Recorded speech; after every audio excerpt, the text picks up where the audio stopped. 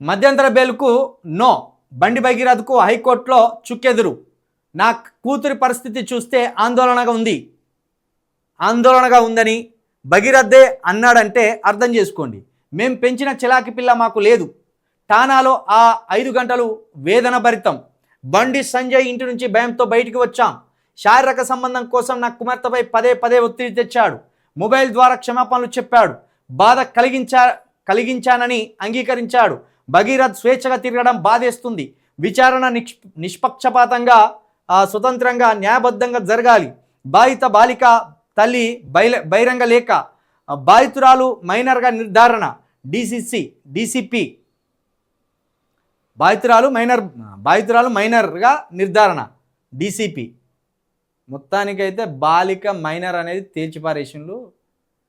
తన కూతురు దగ్గర లైంగికంగా సహకరించమని ప్రతిసారి మా బిడ్డపై ఒత్తిడి తెచ్చిందనేది విక్టిమ్ తల్లి బహిరంగ లేఖ రాసింది. మొబైల్ ద్వారా క్షమాపణలు కూడా చెప్పాడట. బాధ కలిగించానని కూడా ఒప్పుకున్నాడట. ఇవన్నీ చెప్పినట్టు ఇప్పుడు ఒక్క పంజే నుండి భగీరథ, నువ్వు మీ ఇంటికి వచ్చినప్పుడు మీ నాయన తలబిరుస్తానంతో ఇష్టానుసారంగా ప్రవర్తించింది చూడు. మీ నాయనకు బుద్ధి లేకపోతే నీకు బుద్ధి ఉంటే ఆ మాట చెప్పనుంటి. ఇది పెద్ద కేసురా అయ్యా. ఈ పెద్ద కేసు నుండి మనం బయటపడాలంటే వాళ్ళ కాళ్ళు పట్టుకున్న తప్పు లేదు, వాళ్ళని బతిలాడిన తప్పు లేదు, కానీ వాళ్ళ మీద రుబాబుకు పోవద్దు, వాళ్ళతో నెమ్మదిగా ప్రవర్తించాలి అని ఒక్క మాట నువ్వు చెప్పేది ఉంటుండే. పదవి అనేది ఆకాశం నుండి శాశ్వతంగా దేవుని దగ్గర నుంచి రాసుకొని వచ్చింది అనుకున్నారా ఏంది? ఇవాళ ఇంట్లో రేపు మా ఇంట్లో అన్నట్టు ఇవాళ పదవి ఉంటుంది, రేపు పోతుంది.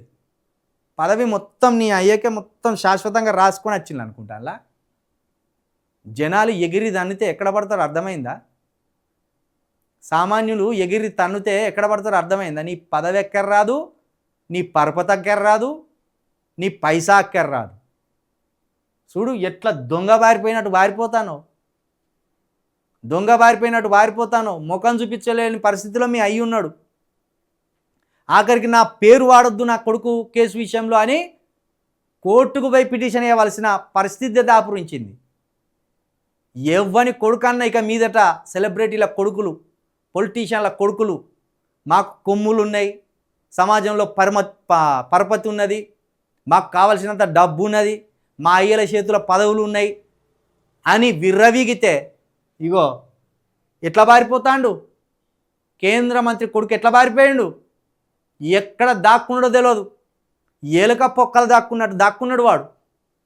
ఎలుక బిక్కుమంటూ పొక్కలు ఎట్లా దాక్కుంటుందో గట్ల దాక్కున్నాడు.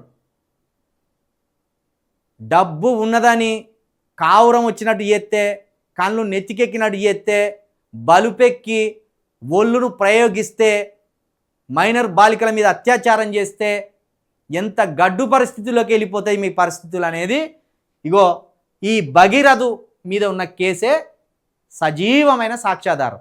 ఇంకెవని పిల్లలైనా, డ్రగ్స్ తీసుకునే పిల్లలున్నా, మందు దాగి విచ్చలవిడిగా రోడ్ల మీద తిరిగే సెలబ్రిటీల పిల్లలున్నా, మందు దాగి ఇష్టానుసారంగా ఎవరితోటి అన్నా దురుసుగా ప్రవర్తించే సెలబ్రిటీల పిల్లలున్నా బండి భగీరథ్ ఫోటోను మీ ఇంట్లో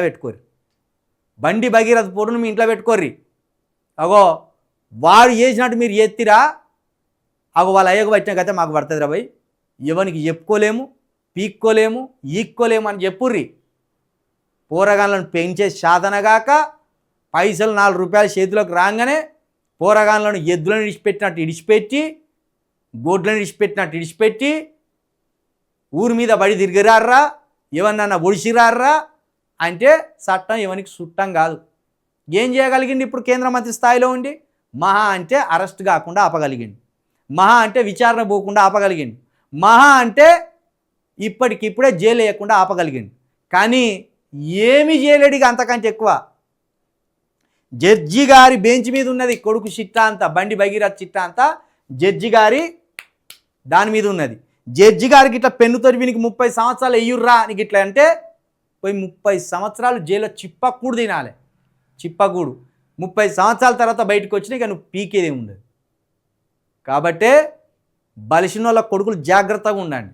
సామాన్య పౌరుల కంటే ఎక్కువగా మీరు జాగ్రత్తగా ఉండాలి. సెలబ్రిటీల కొడుకులు, బలిసిన వాళ్ళ కొడుకులు, రాజకీయ నాయకుల కొడుకులు. ఈమె చెప్తున్న ప్రకారం వాడిని ఎట్టి పరిస్థితులు విడిచిపెట్టవద్దు. వాడు ఇంతకింత అనుభవించవలసిందే వాడు ఇంతకింత అనుభవించవలసిందే.